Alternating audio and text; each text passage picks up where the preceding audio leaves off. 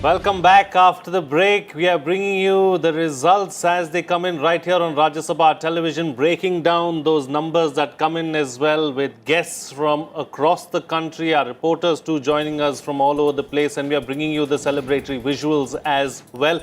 There is some breaking news coming in at the top of this hour, basically that the NDA is at 351, the UPA at 89 and the others at 102.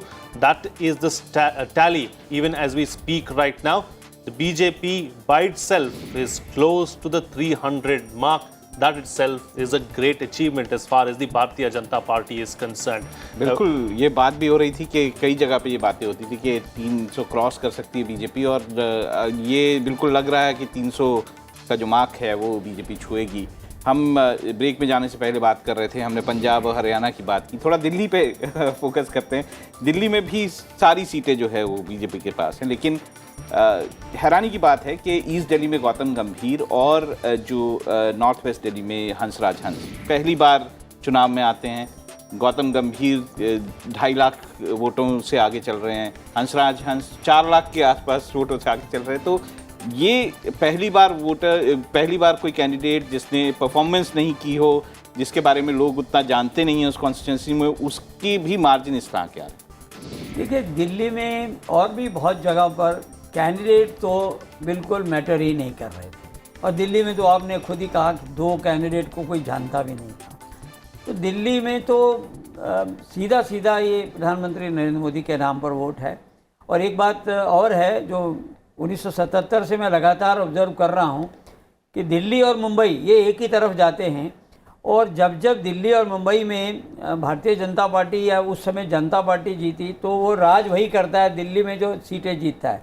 2004 में UPA आया तो कांग्रेस की 6 seat थी, 2009 में UPA आया कांग्रेस की 7 seat थी, 2014 में भारतीय जनता पार्टी की 7 सीट है, 2019 में फिर से 7 सीट। तो दिल्ली देश का दिल है और देश का धड़कन है।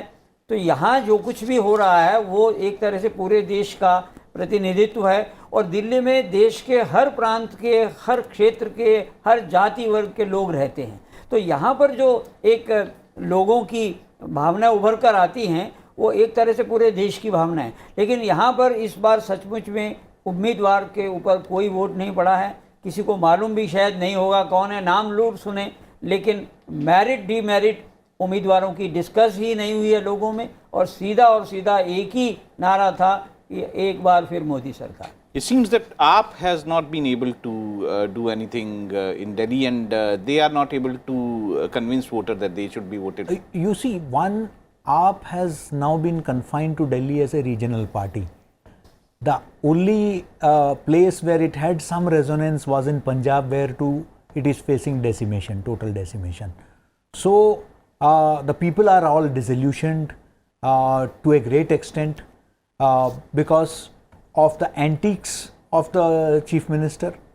And secondly, you see, people felt that voting for 1 or 2 candidate, how does it help? At the end of the day, if you vote a BJP candidate, it will strengthen the hands of the Prime Minister. The voter looked at that, and let us not forget that Delhi for long has been, since Jansangh days, a citadel of the, of course there have been Congress governments and all that, but by and large, even at MCD, if you see, even if people voted for, say, the AAP government in the capital, when it came to the municipal corporation, they voted for the MCD. So that element always remained, and it was but natural, as Tandonji rightly put it, that this was not a vote for any of the candidates. This was a clear-cut mandate for the Prime Minister, and the people overwhelmingly voted. I mean, that shows, I mean, I can understand, say, in the case of if somebody, a veteran like Dr. Harshvardhan, I can understand. But if, I mean, novices like Hansraj Hans or Gautam Gambhir, if they come and they are taking margin of lakhs, that obviously shows that it is some other factor, it is not their candidature that has played a very critical role. जैसे टंडन जी भी बोल रहे थे, मुंबई और दिल्ली एक साथ जाता है। अगर हम मुंबई शहर की देखें कि उसकी जो 6 सीटें हैं मुंबई की, वो सारी की सारी बीजेपी की तरफ झुकी हुई हैं, तो ये बात बिल्कुल Absolutely. So there's the star power did not work. Yeah, Whether it is Urmila Urmila Matondkar and all that did not work at all. Absolutely. I think this issue of decimation, really, as far as some of the parties are concerned, deserves a discussion in itself, and we'll focus on that a little ahead. But first, let's go across to our data center where Tina Jha is standing by with the latest numbers. Over to you, Tina.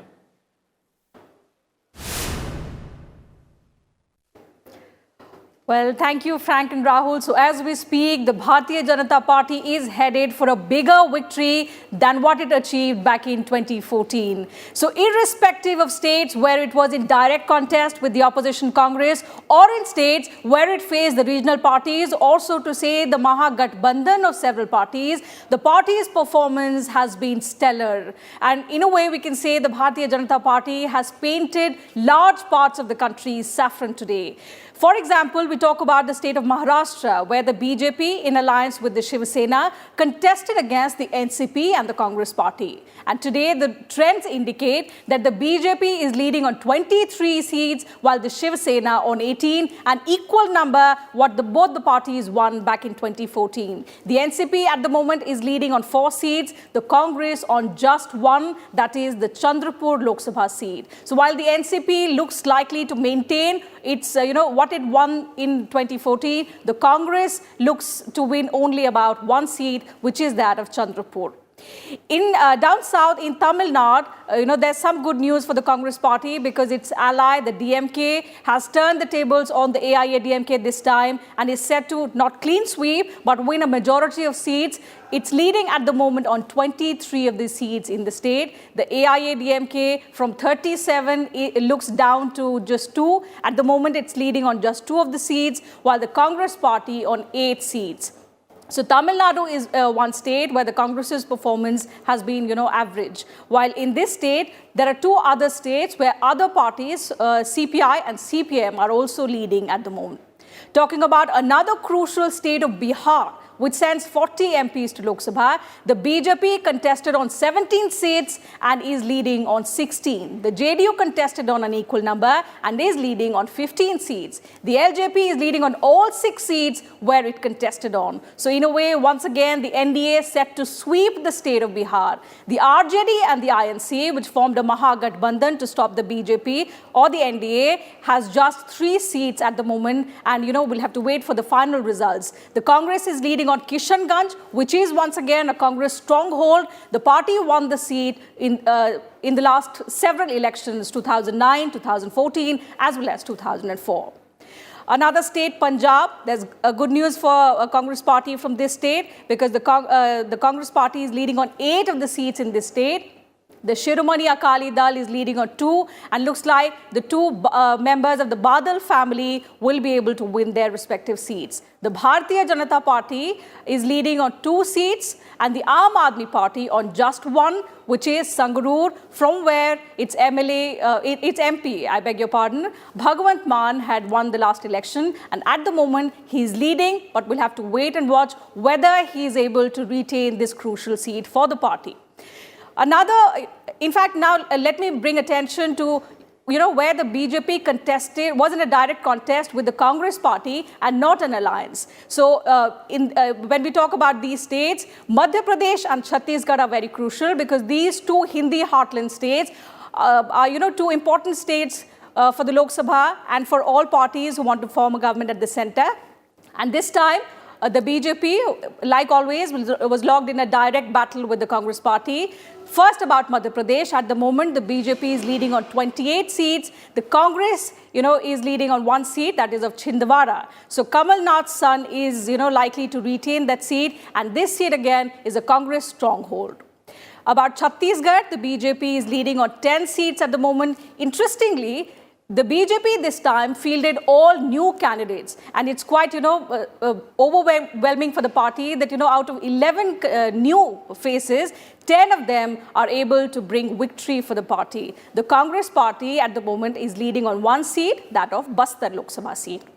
Rajasthan in one state where the Congress had just won the assembly elections 6 months ago. But looks like the mood among the voters has changed for the Lok Sabha elections.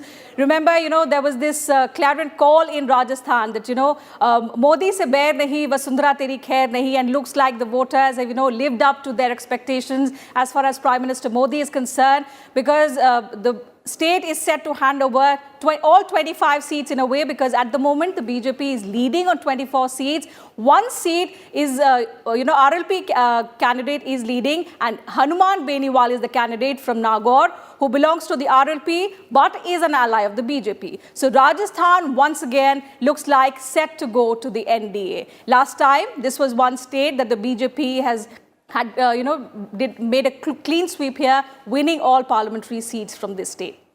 Down south in Karnataka, again, there's very good news for the BJP. It's leading on 24 seats. The Congress has come down to 2. The JDS is leading only on 1 seat. Prajwal Ravana, the grandson of H.D. Devagowda, is leading on the Hassan Lok Sabha seat at the moment.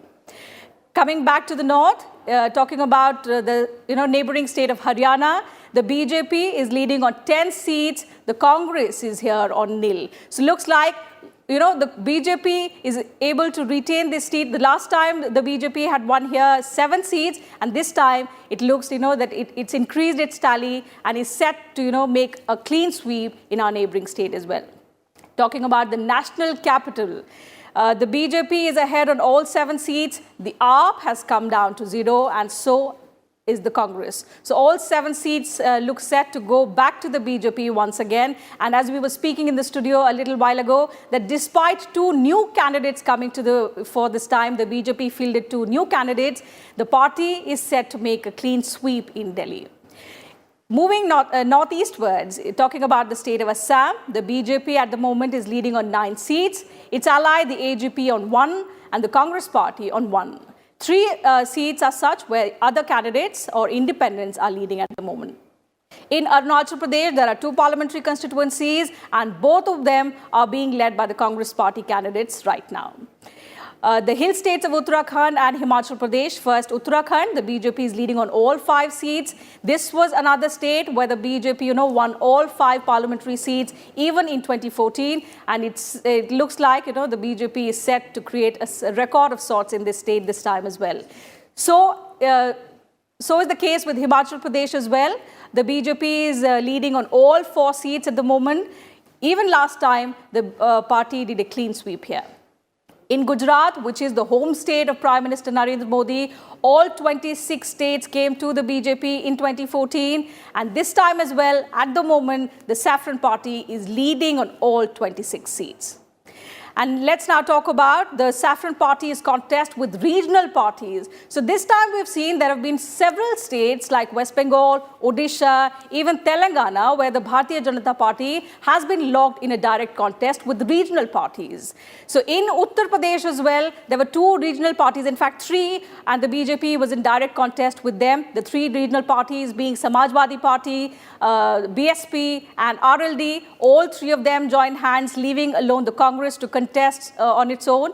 And now it looks like the BJP, it has lost a few seats at the moment, what the trends indicate, but it is still leading on 60 seats. The Gathbandhan of SB and BSP on 18 seats, and the Congress party is reduced to just 1, that of Rai Bareli. So Rahul Gandhi, the Congress president at the moment, trailing behind Smriti Irani. And Smriti Irani is the candidate who had, she contested unsuccessfully against Rahul Gandhi last time. But this time, she was there in a fierce campaign trail we saw. And last time also, she reduced Rahul Gandhi's winning margin. And this time, it looks like she will be able to take that seat away from Rahul Gandhi. In Telangana as well, surprisingly, the exit polls showed that, the TRS will be able to win 12 to 13 seats. The BJP just won. But what the trends indicate are that, the TRS at the moment is leading on 9 parliamentary seats, the BJP on 4, the AIMIM on 1 seat, and the Congress on 3. In another crucial state, the BJP hoped to win was Odisha. At the moment, there is a neck-and-neck contest. The BJP is leading on 14, the BJP on 7. And this is very crucial for the BJP because it did not have enough stronghold in this particular state. And the most crucial battle was in the state of West Bengal. All of us saw, the fierce battle between the TMC and the BJP. Both parties, there was a lot of violence witnessed in this particular state in all phases of polling. And now finally, on the result day, what the trends are indicating that it's a very, very close fight between the TMC and the BJP. The TMC at the moment leading on 22 seats and the BJP on 20. The left seems to be decimated because at the moment the party is, at a distant second or third place in most of the seats that it contested on. Frank.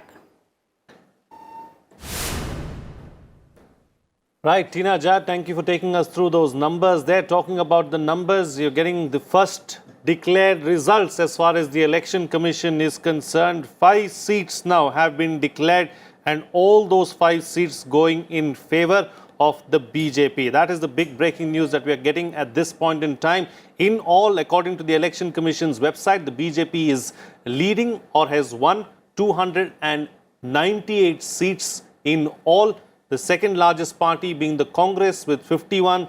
The third, of course, is the TMC, 23. And the fourth, the DMK, with 22.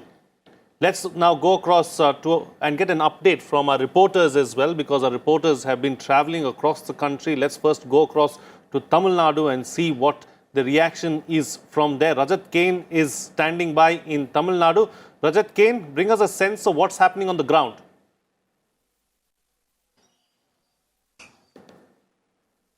Well, thanks, Frank. This is one state which has voted against the national picture. Now, we saw at the time of campaigning, at the time of polling as well, that the DMK looked ahead in terms of the campaigning, and also there was this overriding factor about the state missing its 2 iconic status leaders, K.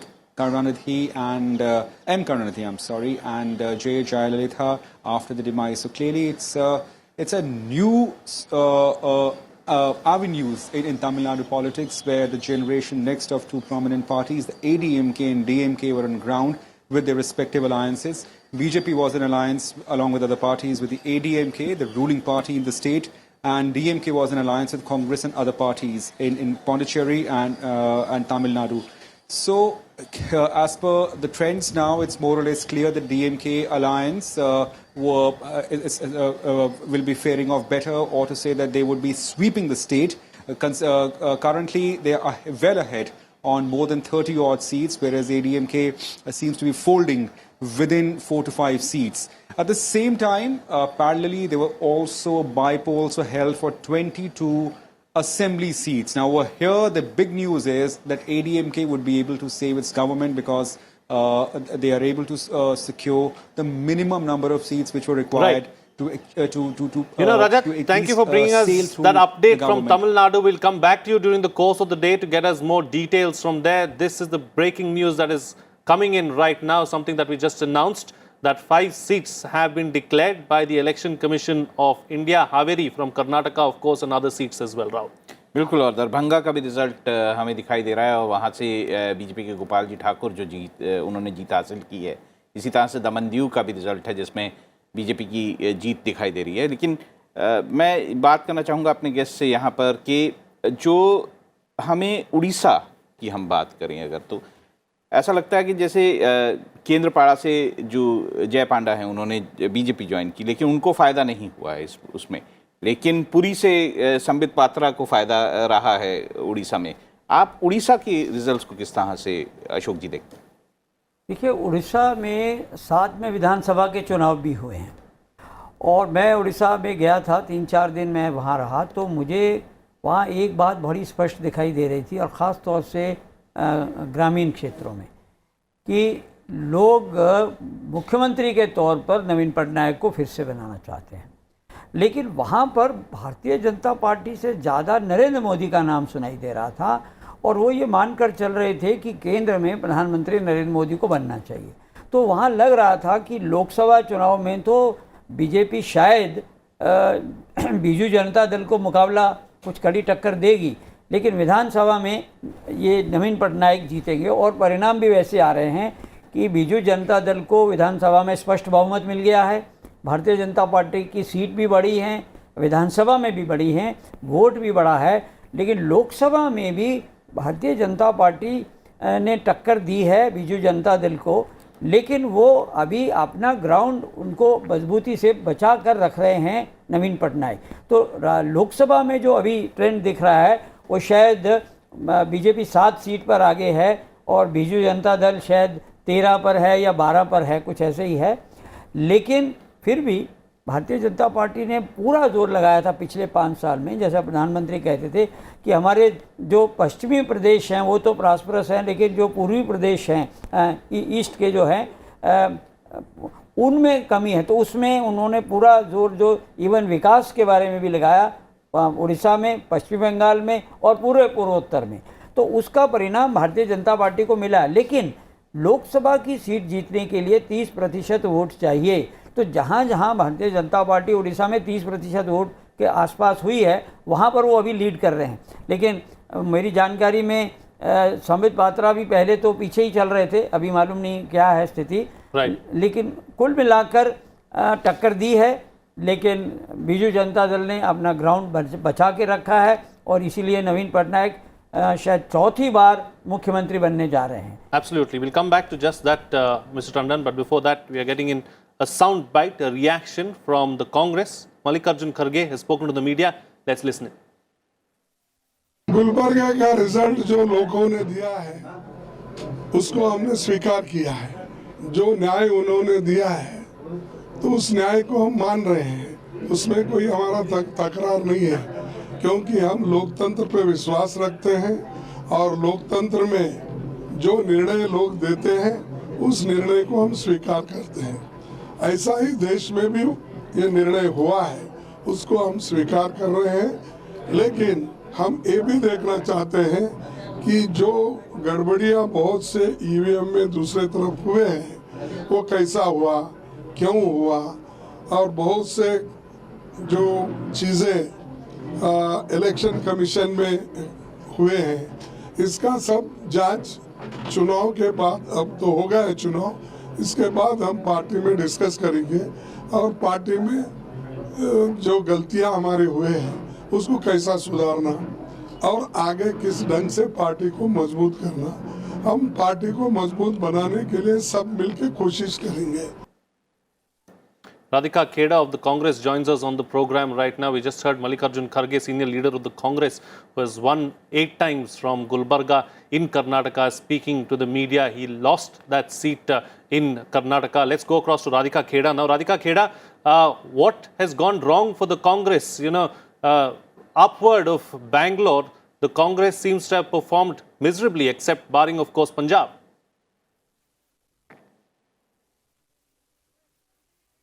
The Congress party fought this election, and all the workers, the Congress leadership fought this election extremely with a lot of hard work and with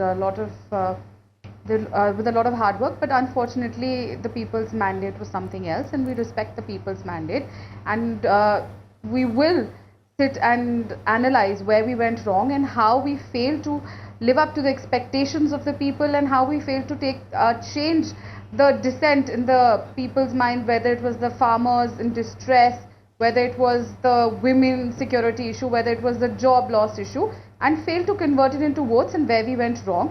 Every election is a learning experience, whether a win or a loss, and the Congress party, along with its leadership and its workers, will sit and analyze where we went wrong and how we need to take this forward, and how we need to change the dissent amongst the people into votes, Right. and wherever maybe we failed at fighting for them the way they wanted us to. You know, it seems like the people or the Congress party has no resonance really as far as the people are concerned. The kind of issues that you raised, you know, Gabbar Singh tax is what you called the GST. You also said that demonetization was the worst thing to have been done in the country. But the voters at the end of the day do not seem to have agreed with you.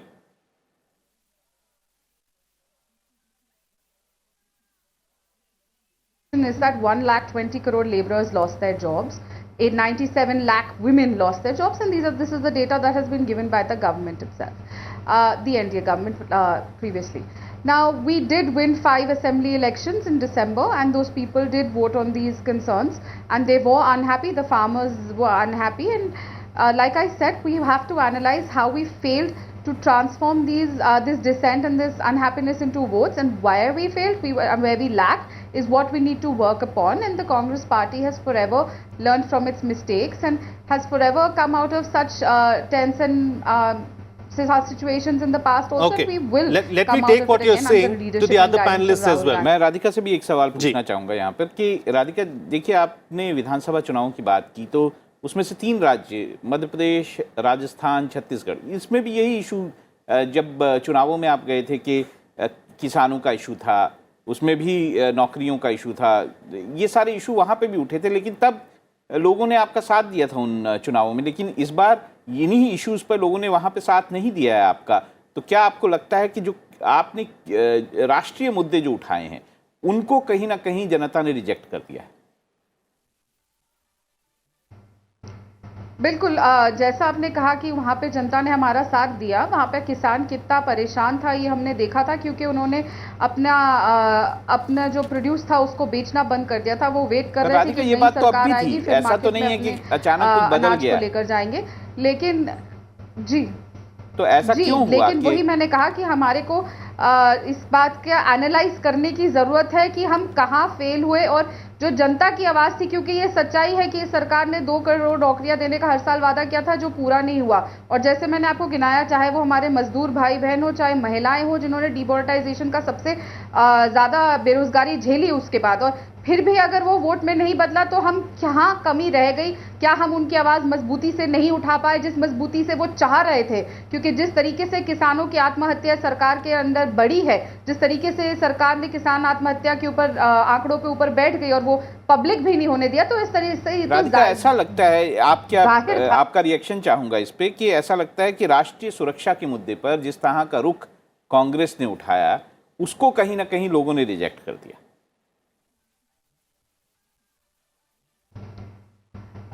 देखिए, राष्ट्रीय सुरक्षा बहुत बड़ा मुद्दा है, क्योंकि मोदी जी ने वादा किया था कि मैं पाकिस्तान को लाल आंख दिखाऊंगा, लेकिन सच्चाई ये भी है कि 19 बड़े हमले हमारी सिक्योरिटी इस्टेब्लिशमेंट्स में हुए। लेकिन आज दिल मेरा इस बात पे ज़रूर दुखा है कि एक ऐसी अब क्यों, हालांकि हमारे को जनता की जो भी इच्छा है, जनता ने जो भी निर्णय लिया है वो सर आंखों पर है, लेकिन दिल तब दुखता है जब भाजपा ऐसे लोगों को टिकट देती है, जैसे प्रज्ञा ठाकुर जो अब MP बन के आएंगी, पार्लियामेंट में बैठेंगे, लेकिन जिन्होंने महात्मा गांधी जी को, जिसकी वजह से हम लोग इस पार्लियामेंट में चल रहे हैं, बैठ पाए, इस डेमोक्रेसी में बैठ पाए हैं, जिन्होंने उन्हीं के कातिल को एक फ्रीडम फाइटर बताया, जिन्होंने हेमंत करकरे जी को श्राप देने की बात करी, तो ये सोचने की ज़रूरत है कि भाजपा किस तरीके की एक माहौल बना रही है देश में, और जनता ने उन्हें क्यों वोट दिया, ये भी इस पर आकलन करने की ज़रूरत है। लेकिन आज सच में अगर हम हताश और निराश हूं, मैं पर्सनली व्यक्तिगत तौर पे कहीं पे, तो उस बात से बहुत निराश हूं। और जहां तक राष्ट्रीय सुरक्षा की बात है तो वो एक बहुत बड़ा मुद्दा है,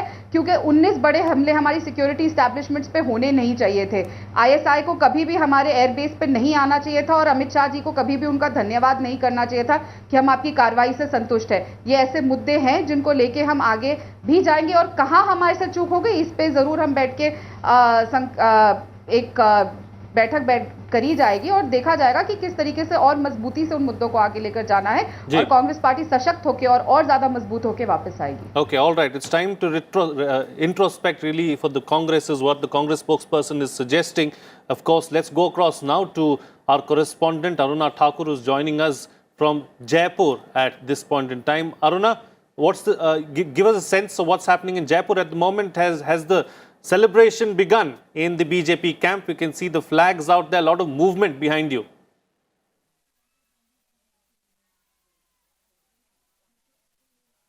See, Frank, I should say that celebration is almost over.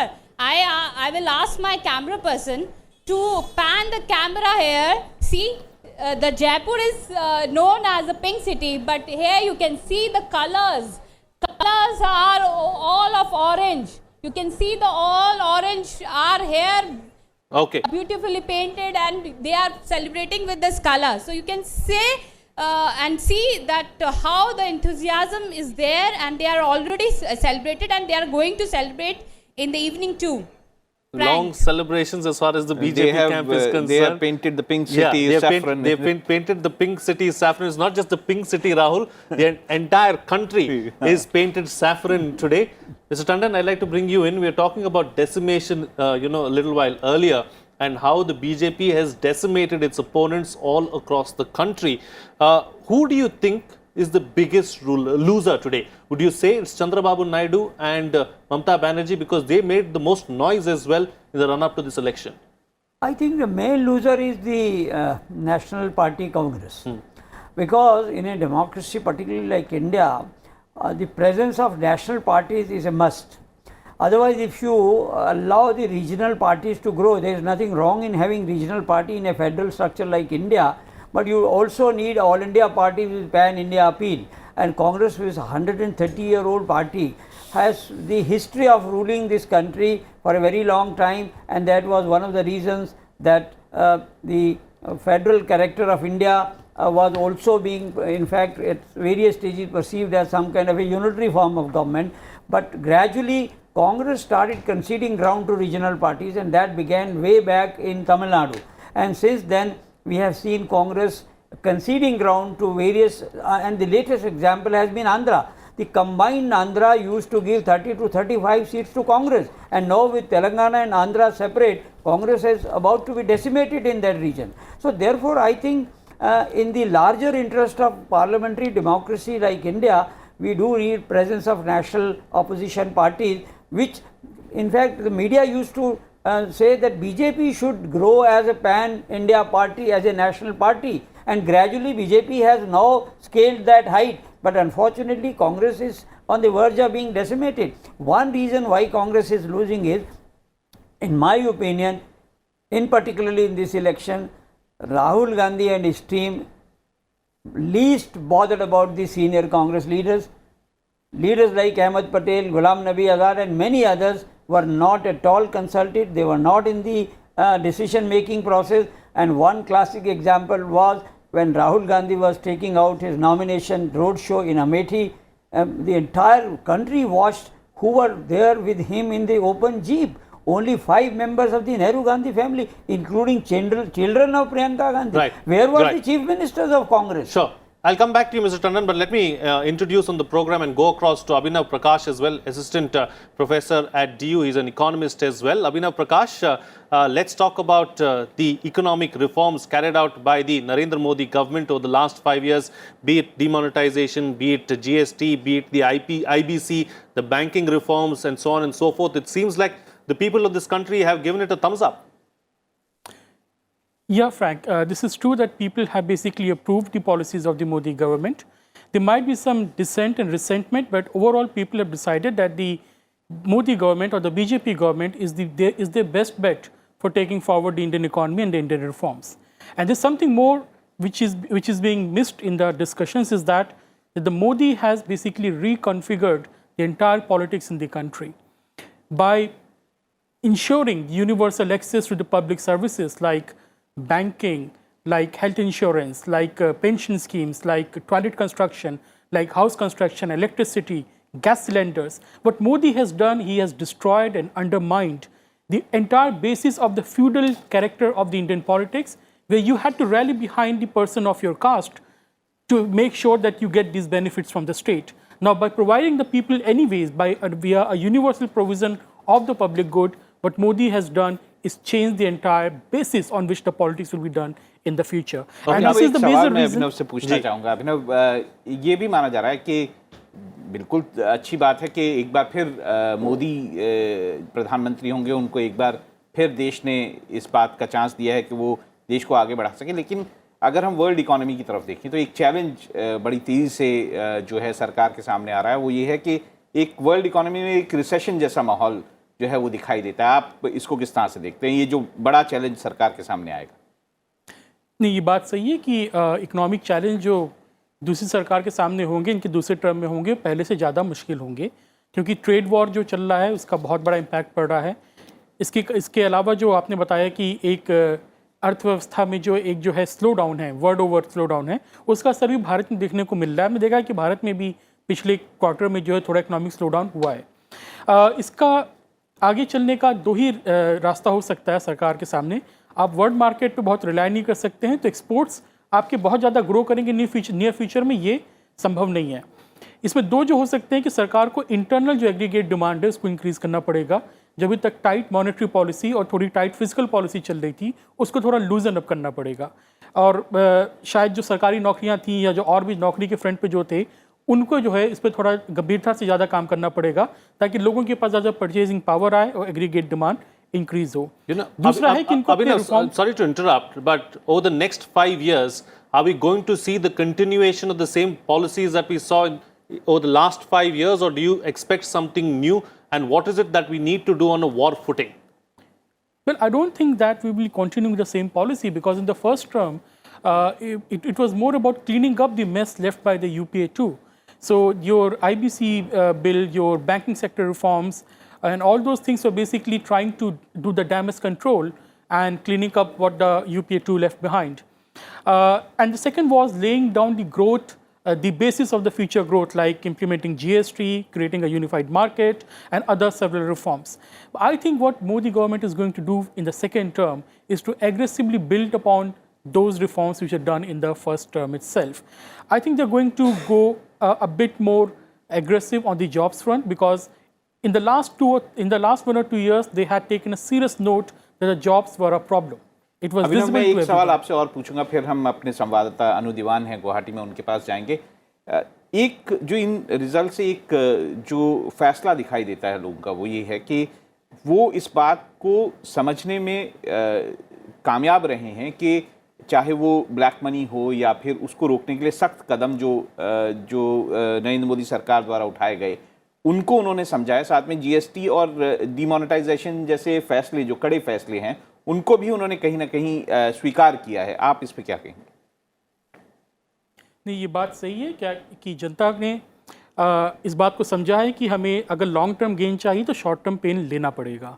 तो जीएसटी हो, चाहे डिमोनेटाइजेशन हो, या बाकी जो रिफॉर्म्स हो, उसका जो शॉर्ट टर्म इकोनॉमी पे इम्पैक्ट था, जो थोड़ा स्लो डाउन था, जनता उसको अच्छे से समझती है। देखिए, आज की जनता 70 और 60 के दशक की जनता नहीं है। वो इकोनॉमिक मुद्दों को, राष्ट्रीय सुरक्षा के मुद्दों को, इन सब मुद्दों को काफ़ी अच्छे से समझती है। लेकिन हमारी पॉलिटिकल पार्टी, खासतौर पे और विपक्ष की कई पार्टियों को लग रहा था कि जनता इस बात को समझ नहीं रही है और हम इसको अपना एक नैरेटिव दे सकते हैं। तो जिसमें जो सोशल मीडिया का जो प्रोपेगेंडा चला था, जो पूरा मीडिया में प्रोपेगेंडा चला था, जनता ने इसको नकार दिया है।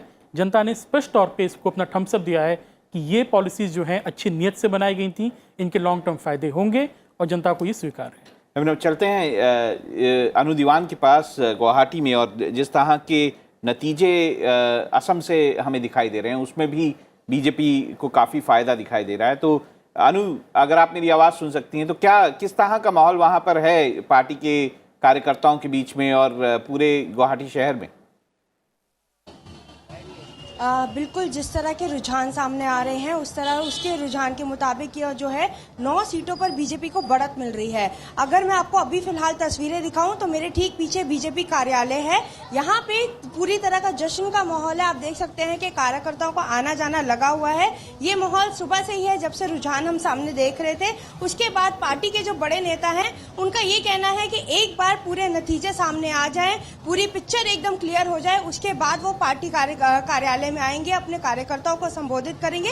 लेकिन इतना जरूर है कि नेताओं में भी जो जोश है वो कम नहीं है। वो आते जाते अपने कार्यकर्ताओं को संबोधित कर रहे हैं और यहाँ पे सुबह से ढोल नगाड़ों का पूरा एक उत्सव जैसे यहाँ पे बनाया गया है। अगर हम पीछे की बात करें तो जैसे 2014 में बीजेपी को 7 सीटें मिली थी, लेकिन इस बार जो बढ़त है वो 9 सीटों पर मिल रही है और बीजेपी का अनुमान है कि ये 9 सीटों पर जो बढ़त है उनकी बनी रहेगी और वो ये 9 सीटें हासिल कर लेंगे। लेकिन एक सीट पर अभी भी वो कह रहे हैं कि हो सकता है कि बीजेपी अपनी अलायंस के साथ जो एक सीट है 10वीं वो भी जीत सके। तो यानी अब सिर्फ इनको नतीजों, जो फाइनल जो फॉर्मल नतीजे हैं उनका इंतजार है। लेकिन बीजेपी कार्यालय में जो जोश है, जो उत्साह है, वो कहीं से भी कम होता नजर नहीं आ रहा, बल्कि जैसे दिन खत्म हो रहा है ये और बढ़ता जा रहा है। बिल्कुल अनु, आपके पास दोबारा आएंगे, लेकिन अभी चलते हैं बीजेपी हेडक्वार्टर, जहाँ पे बीजेपी प्रवक्ता रोहित चहल हमारे सामने हैं। रोहित जी, हम असम पे बात कर रहे थे। असम के नतीजे जिस तरह के हैं, उसमें ऐसा लग रहा है जो आपकी सहयोगी पार्टी है उसको भी कोई खास फायदा नहीं हुआ, लेकिन बीजेपी को खूब फायदा हुआ है। तो क्या इस नतीजों को किस तरह से देखते हैं आप?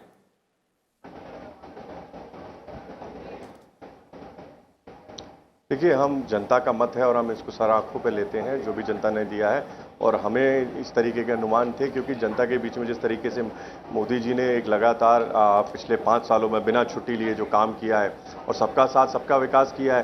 पहली ऐसी मंत्रालय सरकार थी जिन्होंने मंत्रालयों को दिल्ली से निकाल के चाहे नॉर्थ ईस्ट में ले जाना हो, चाहे देश के विभिन्न हिस्सों में ले जाना हो, सभी हिस्सों का बराबर विकास हो, उसका ध्यान रखते हुए गरीबों को एक उम्मीद रही और गरीबों ने अपने आप को कहीं ना कहीं प्रधानमंत्री के रूप में देखा कि हाँ, प्रधानमंत्री के अंदर देखा। और वही था कि आज प्रधानमंत्री जी को एक पूर्ण पिछली बार से भी प्रचंड बहुमत की तरफ आज हम लोग बढ़ रहे हैं। दूसरी बात, सबसे बड़ी बात यहाँ पर यह है कि एक पॉजिटिव कैंपेन प्रधानमंत्री जी ने चलाया। जिस तरीके से जो विकास था, विकास की बात करी और पूरा विकास पे लेके गए। नेशनल सिक्योरिटी बहुत बड़ा कंसर्न था, नेशनल इलेक्शन था, तो एक बहुत बड़ा इशू था। मैं अभी राधिका जी को सुन रहा था, राधिका जी ने, मैं लगातार सुन रहा था, राधिका जी हताश और निराश हैं, क्योंकि आज राहुल गांधी जी जो जिस तरीके से लापता सांसद राहुल गांधी जी अमेठी में से लापता रहे और आज भी इवन काउंटिंग का दिन है, वोटिंग वाले दिन भी वो वहाँ नहीं थे, तो कहीं ना कहीं यही कारण है आज राहुल गांधी जी वहाँ पर पीछे चल रहे हैं। और मुझे लगता है कि स्मृति ईरानी जी की जो मेहनत रही और जो नीचे तक काम पहुंचा है। दूसरी बात, कांग्रेस का एक मैनिफेस्टो रहा, मैं जिस तरीके से कांग्रेस का मैनिफेस्टो था, वो armed forces special protection act को वहाँ से कश्मीर से हटाने की बात हो, सेना के हाथों को बांधने की बात हो, चाहे जिस तरीके से आतंकवादियों के ऊपर जो देश विरोधी जो कानून है, देशद्रोह का मुकदमा, देशद्रोह कानून को खत्म करने की बात हो, कांग्रेस पार्टी लगातार इस तरीके की चीज़ों में थी और लोगों के अंदर एक गुस्सा था।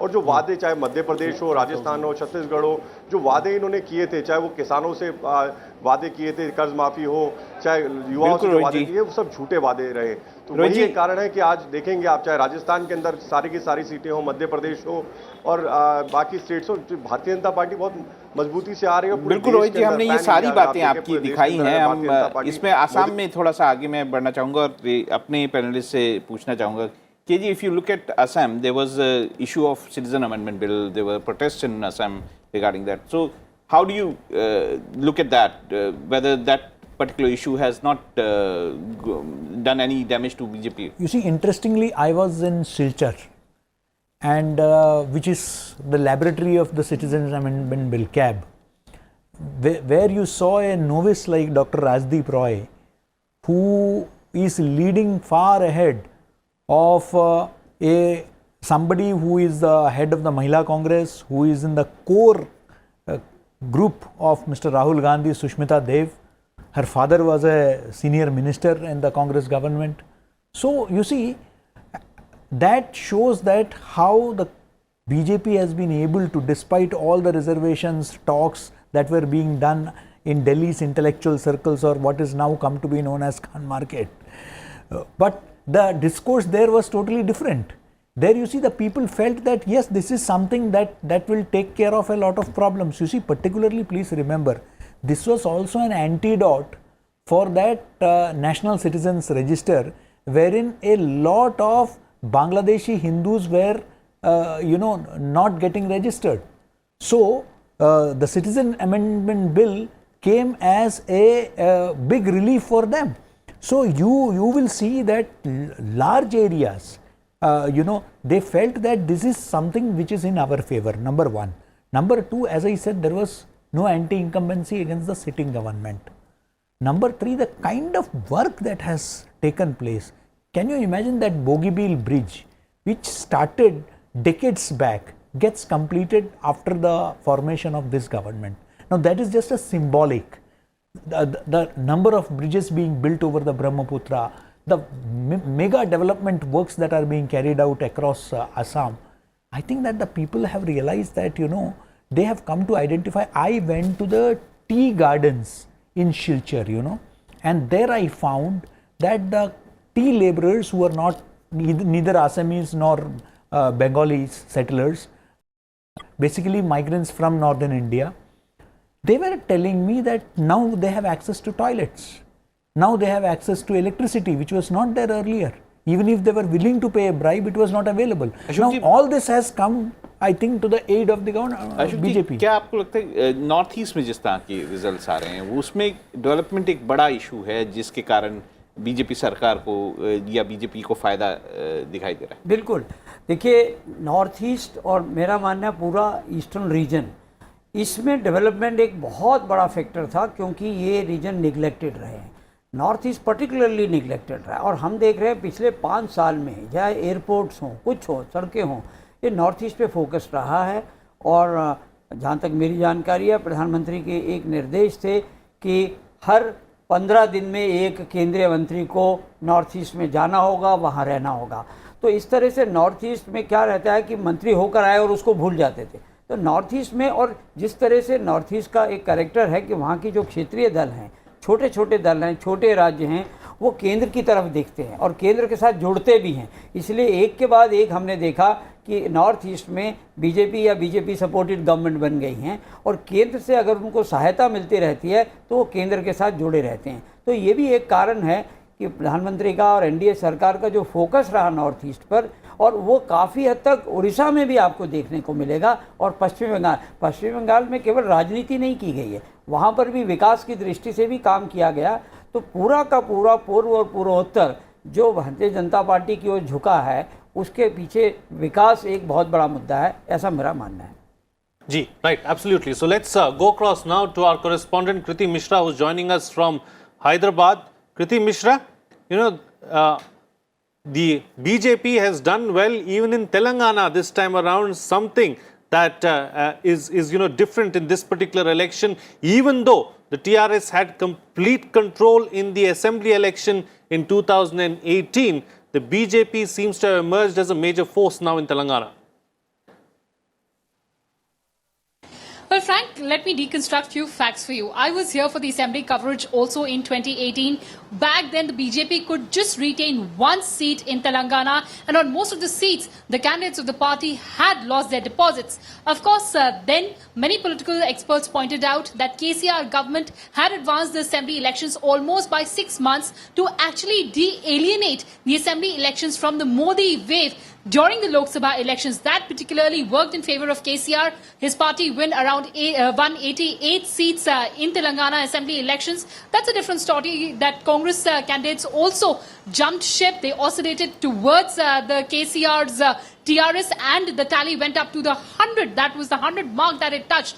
We've seen that KCR has been the pivot of the federal fund. He has been going to a lot of party leaders. He's been into the huddle, holding parleys with several party leaders to cobble up an alliance. That clearly didn't work with the kind of massive victory that the BJP-led NDA has gained. Now the BJP is looking to occupy a greater space in Telangana. In fact, when the Congress had divided this state back in 2014 from Andhra Pradesh, it was taking a calibrated risk because it thought that its popularity would plummet in the residual Andhra Pradesh, but it was confident about Telangana. We've seen how it was decimated in the assembly elections, and now when I was talking to the BJP leaders said that Telangana is going to be the new fertile ground for the BJP in South India after Karnataka, and certainly so because the party is clinching close to 20% vote share.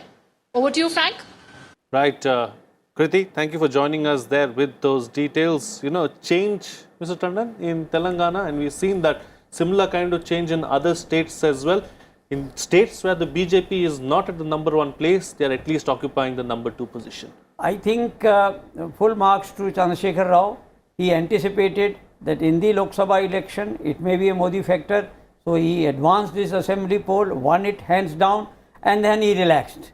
So he was not really bothered who would be winning the Lok Sabha seat, but his hold continues. He has been, I think, winning or leading in 8 seats. But the rise of the BJP apparently is at the cost of Congress. As I was saying earlier, in the united Andhra, Congress used to get 30 plus seats. Even in way back 77, when there was a Janata Party wave, Congress retained its stronghold of Andhra. Gradually, with the I think advent of the regional parties in Andhra and now Telangana, both national BJP was growing in the Andhra and Telangana, but Congress was coming down. So today, if the trend is reversed, that BJP is leading in 4 or 5 seats of Telangana, that means it is at the cost of Congress party, which had a very large presence earlier in this region. So, and in Andhra, both the political parties, national political parties have no presence, and there again the main loser is the Congress.